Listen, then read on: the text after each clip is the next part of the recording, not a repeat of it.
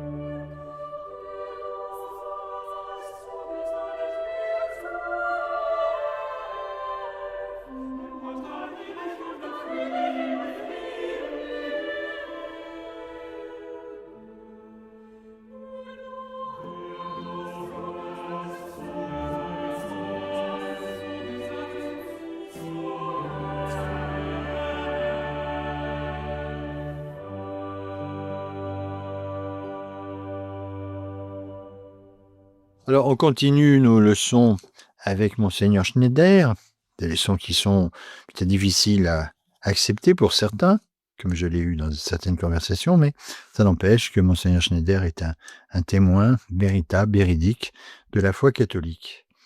Le 5e commandement, tu ne tueras pas. Ce commandement interdit tous les actes de meurtre qui détruisent injustement la vie du corps ou de l'âme. Alors, quels sont ces actes de meurtre corporel qui sont interdits par ce commandement? Eh bien, l'homicide, le suicide, l'avortement et l'euthanasie. En outre, les actes de violence injuste à l'égard de la santé ou de l'intégrité corporelle, y compris la stérilisation et la mutilation, et tout acte de courroux ou de dissension conduisant au meurtre. Alors, quels actes analogues au meurtre spirituel sont interdits par ce commandement? Eh bien, le scandale, par lequel nous conduisons un autre au péché, sorte d'homicide spirituel. Deuxièmement, tout péché mortel par lequel nous détruisons la vie de grâce dans notre propre âme, sorte de suicide spirituel.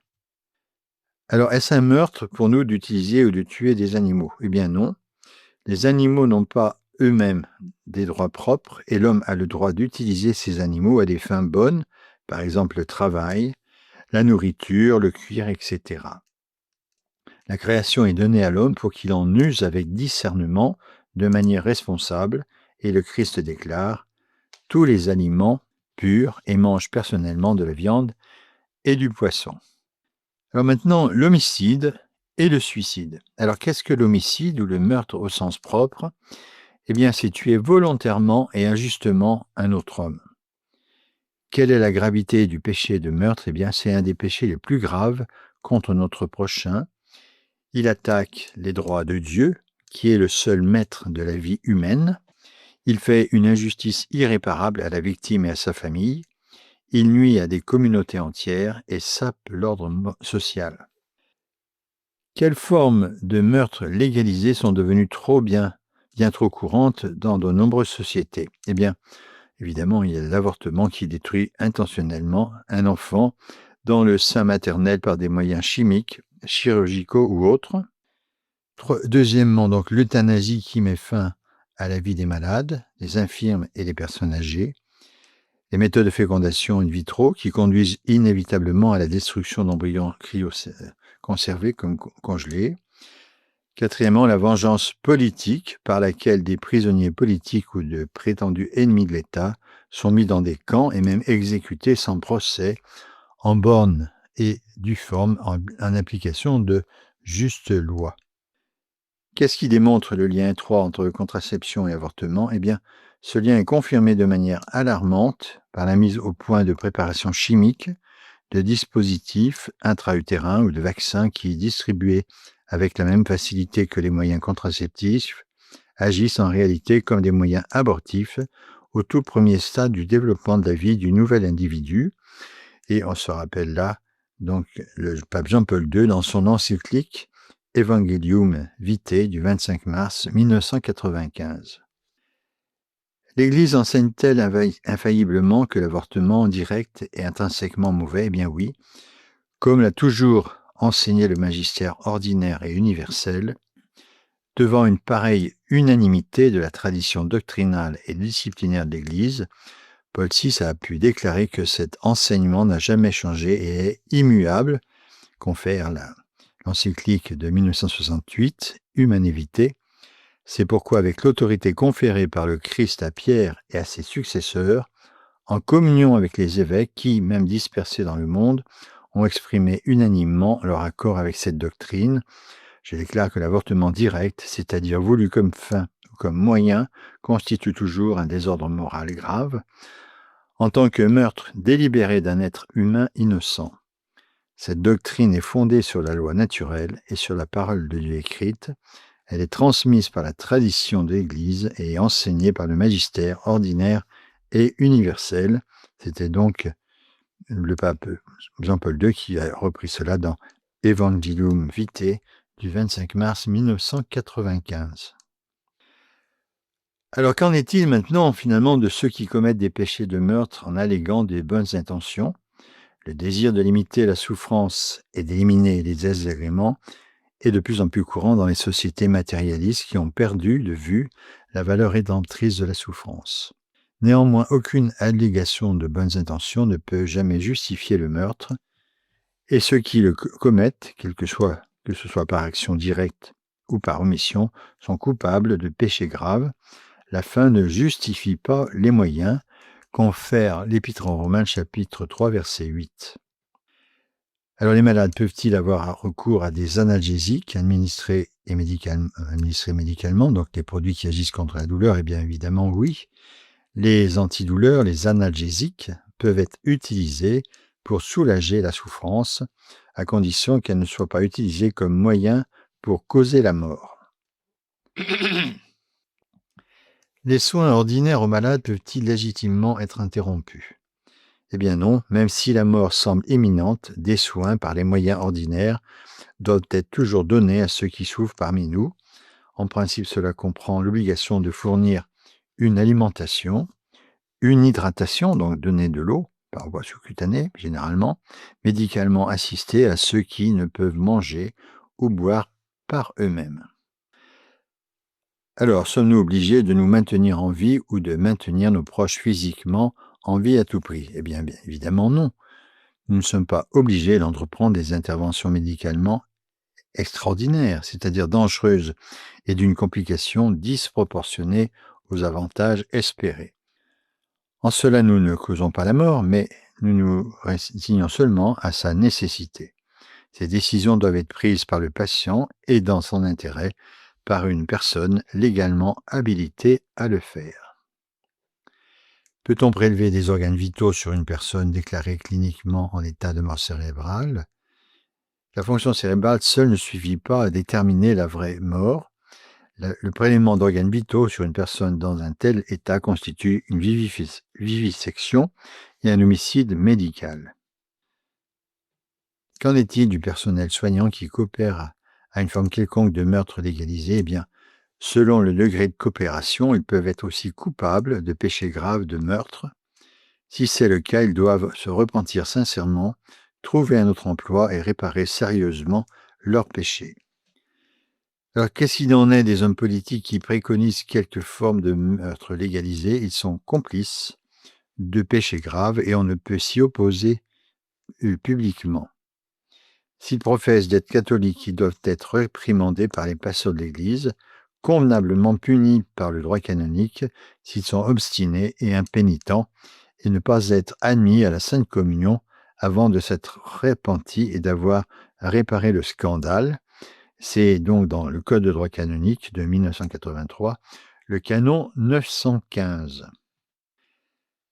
Alors, il y a d'autres actes qui sont également interdits à l'égard de notre prochain. Bien, premièrement, infliger des lésions corporelles au-delà de la légitime défense. Deuxièmement, évidemment, le terrorisme dont on parle tant et autres dommages psychologiques injustes. Troisièmement, la production et la distribution d'aliments, de boissons ou de produits médicaux nocifs pour la santé. Alors, qu'en est-il des produits médicaux qui utilisent des cellules souches fœtales dans la production et les essais? Eh bien, l'élaboration de ces produits est une coopération au crime abominable de meurtre d'enfants et de vol d'organes qui alimente actuellement les industries de l'avortement et du trafic de fœtus. L'utilisation consciente de tels produits, par exemple de vaccins souillés par l'avortement, implique la grave omission d'une protestation ferme et publique contre de tels méfaits et rend notre rejet de principe de ces produits inefficaces en pratique et peu crédible. Et la consommation consciente des produits de ces industries inhumaines revêt l'apparence d'une complicité dans ces méfaits. Alors, quel est le défaut moral principal de ces produits? Eh bien, si éloigné que soit l'avortement initial, la production et l'utilisation de tels produits souillés par l'avortement continuent d'instrumentaliser les corps des enfants assassinés à travers des lignées cellulaires leur ayant appartenu. Alors, quelles sont les sortes de péchés qui sont commises dans l'élaboration ou l'utilisation de tels produits? Eh bien, des péchés passés, avortement, vivisection, torture, mauvais traitement d'enfants, vol d'organes, privation d'un enfant du baptême et de la vie surnaturelle. Deuxièmement, des péchés présents, traiter comme marchandise la personne humaine, mettre dans le commerce et vendre des organes volés. Troisièmement, des péchés futurs, favoriser la croissance d'une industrie qui doit sa prospérité à des crimes abominables, encourager de nouveaux meurtres d'enfants, expérimentation sur des hommes, dérivation des nouvelles lignées cellulaires fœtales, greffe d'organes humains sur des animaux, création d'embryons artificiels pour l'exploitation. Le principe de coopération matérielle lointaine dans le mal peut-il justifier l'emploi de tels produits? Eh bien non, en raison du lien évident et immédiat entre le consommateur conscient et l'industrie fœtale. Même si les cellules souches fœtales utilisées sont des médicaments qui remontent à un passé lointain, cela ne permet pas leur utilisation licite dans le présent car l'industrie fœtale continue de prospérer et de bénéficier de ces crimes horribles et place les consommateurs dans des cas de la soutenir de facto. Le catholique qui utilise de tels produits provoque un scandale en participant à une véritable conspiration contre la vie. Alors qu'en est-il du principe du double effet? De quoi s'agit-il? Le principe du double effet prévoit 2 effets simultanés du même acte, un mal indésiré et un bien voulu, exige que notre action elle-même soit bonne, ou du moins moralement neutre. Alors que la médication pour protéger sa santé, évidemment un bien moral dans l'abstrait, utiliser un produit souillé par l'avortement pour ce faire est mauvais en soi, vicié par les circonstances de sa production. Il provient directement du mauvais traitement et du meurtre d'enfants et peut même contenir des restes de leur petit corps. Par conséquent, ce principe ne s'applique pas. Alors, est-ce que le magistère de l'Église a condamné catégoriquement et sans compromis toute utilisation du tissu fœtaux d'enfants à naître assassinés? Eh bien oui, l'utilisation des embryons ou des fœtus humains comme objet d'expérimentation constitue un crime contre leur dignité d'être humain qui ont droit à un respect égal à celui dû à l'enfant déjà né et à toute personne. La même condamnation morale concerne aussi le procédé qui exploite les embryons et les fœtus humains encore vivants, parfois produits précisément à cette fin par fécondation in vitro, soit comme matériel biologique à utiliser, soit comme donneur d'organes ou de tissus à transplanter pour le traitement de certaines maladies. En réalité, tuer des créatures humaines innocentes, même si c'est à l'avantage d'autres, constitue un acte absolument inacceptable, comme l'avait rappelé le pape Jean-Paul II dans l'Évangile de la vie de 1994, du mois de mars 1995. Alors, qu'est-ce que le suicide ou le meurtre de soi-même? Eh bien, l'acte par lequel une personne met volontairement fin à sa propre vie. Et c'est un péché grave. C'est aussi grave qu'un meurtre, et pour les mêmes raisons. Alors, pouvons-nous jamais agir d'une manière qui pourrait, de manière prévisible, conduire à notre propre mort? Eh bien, oui, pourvu que notre action ne soit pas mauvaise en soi, n'ait pas pour but de causer notre propre mort, soit entreprise pour une raison très grave, par exemple, si l'on risque la mort en accomplissement des bonnes œuvres en temps de peste, de guerre, de catastrophes naturelles, etc. Alors, outre le suicide, quels autres actes sur nous-mêmes sont interdits? Eh bien, l'amputation ou la mutilation de notre corps, sauf si cela est jugé médicalement nécessaire pour préserver notre vie. Deuxièmement, les privations inutiles ou un labeur excessif entraînant la perte de la santé. Troisièmement, une mortification excessive telle qu'elle nuit de façon permanente et grave à notre santé ou rend impossible l'accomplissement de nos devoirs. Alors, est-ce qu'il est permis de subir des traitements médicaux conçus pour contrarier notre sexe biologique? Eh bien non, évidemment non, parce que contraire à la loi naturelle et divine, c'est un péché grave de modifier son corps à l'aide de produits chimiques ou de mutilations afin de présenter un sexe corporel différent de celui donné par Dieu. Alors que faire si l'on ressent le besoin de s'identifier comme un sexe différent que celui donné par Dieu? Eh bien, les causes de tels sentiments sont nombreuses et complexes, par exemple, le conditionnement social, les traumatismes, la maladie mentale, etc., mais constituent en fin de compte une grave illusion. Agir, en effet, en croyant réaliser un tel penchant signifierait une révolte contre l'ordre sage de la création établi par Dieu. Le remède doit donc être recherché dans la thérapie et d'autres moyens licites qui aident à accepter de vivre selon la vérité de son sexe que Dieu nous a donné et que notre corps naturel exprime.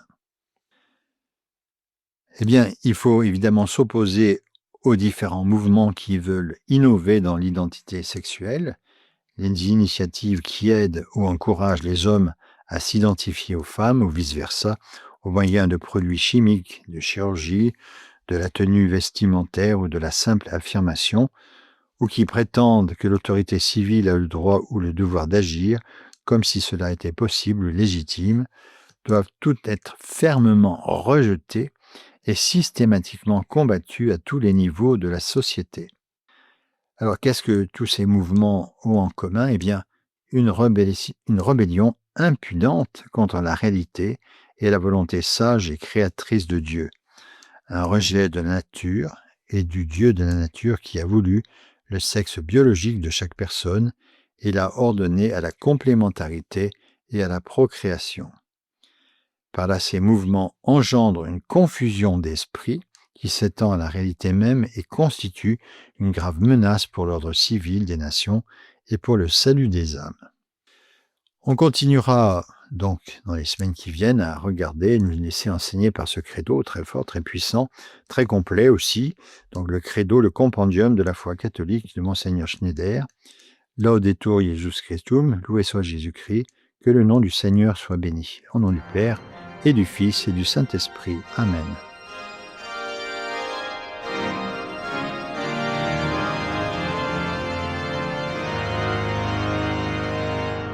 C'était sur Radio Espérance, l'école du dimanche, avec Albert.